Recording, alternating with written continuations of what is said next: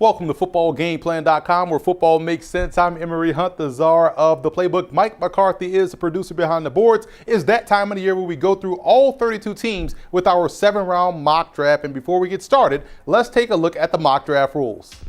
First, these picks are based off what I would do as the GM of the team, not based off what I think will happen or what will actually happen in April's draft. And we use Football Game Plan Scouting's prospect rankings and big board, which you could find at footballgameplan.com/FBGP scouting. These picks are based off what I believe the team needs are, and there are no trades in this mock draft. And finally, it's only a mock draft, so you can relax that sphincter and enjoy the video.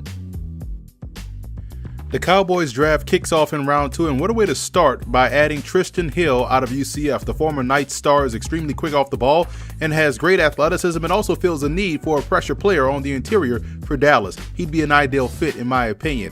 In round 3, I added help at slot receiver in Andy Isabella out of UMass. Some view him as an outside receiver, but I think he's tailor-made for the slot, and within that role on this football team, he'd be an immediate impact player for Dallas's offense.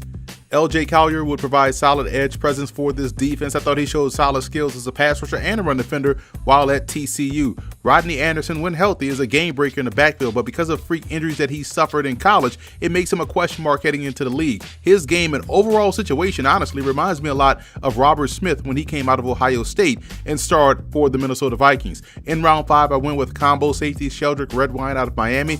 I think he'd give them more what they want at the position, more so than current Cowboy Jeff Heath. And wrapping up with the small college stud in Cardell Rawlings out of Wingate, who was a TFL and sack machine this past season for the Bulldogs. He was also able to tear up the All-Star Game circuit at the FCS Bowl, Tropical Bowl, and College Gridiron Showcase.